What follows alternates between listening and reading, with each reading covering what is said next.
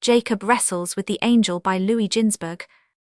The servants of Jacob went before him with the present for Esau, and he followed with his wives and his children.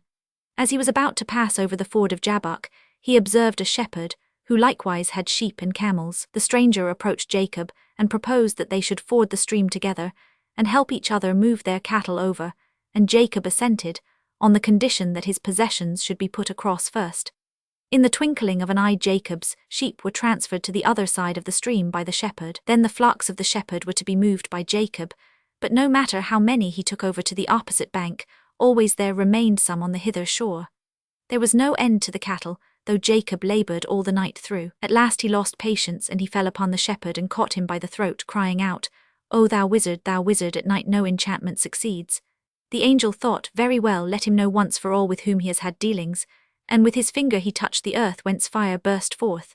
But Jacob said, "What, thou thinkest thus to affright me, who am made wholly of fire?" 247. The shepherd was no less a personage than the archangel Michael, and in his combat with Jacob, he was assisted by the whole host of angels under his command. He was on the point of inflicting a dangerous wound upon Jacob, when God appeared, and all the angels, even Michael himself, felt their strength ooze away.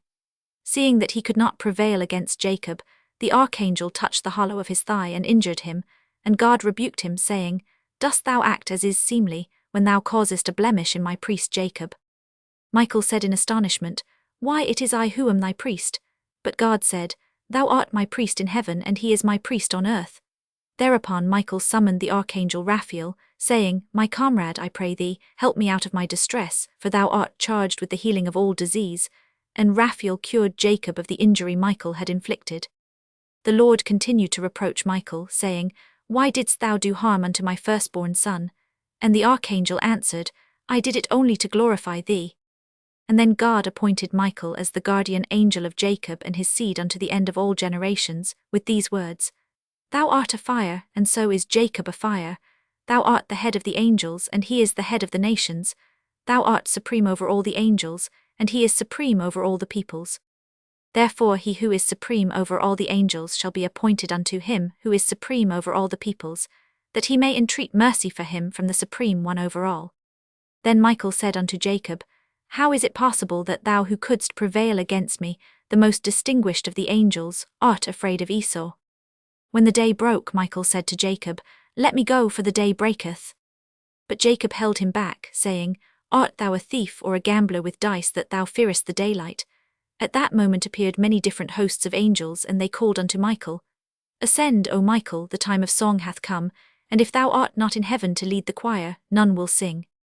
And Michael entreated Jacob with supplications to let him go, for he feared the angels of Arabot would consume him with fire, if he were not there to start the songs of praise at the proper time. Jacob said, "I will not let thee go except thou bless me," whereto Michael made reply, "Who is greater, the servant or the son?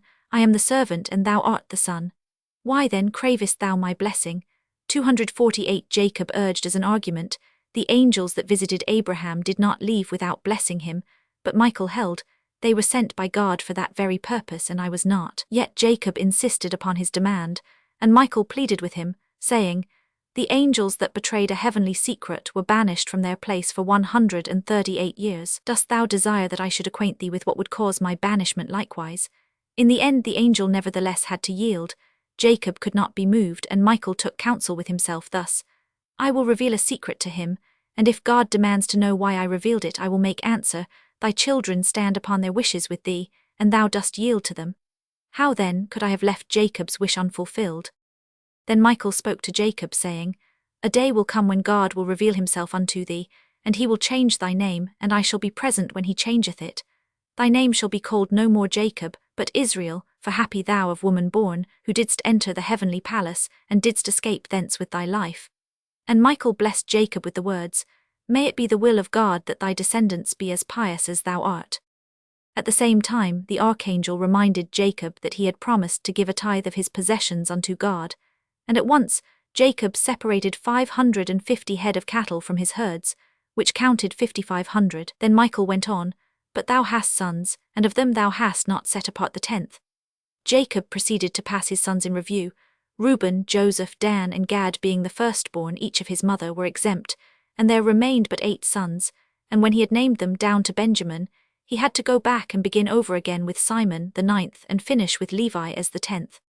Michael took Levi with him into heaven, and presented him before God, saying, O Lord of the world, this one is thy lot, and the 10th belonging unto thee. And God stretched forth his hand, and blessed Levi with the blessing that his children should be the servants of God on earth, as the angels were his servants on high. Michael spoke again, Doth not a king provide for the sustenance of his servants?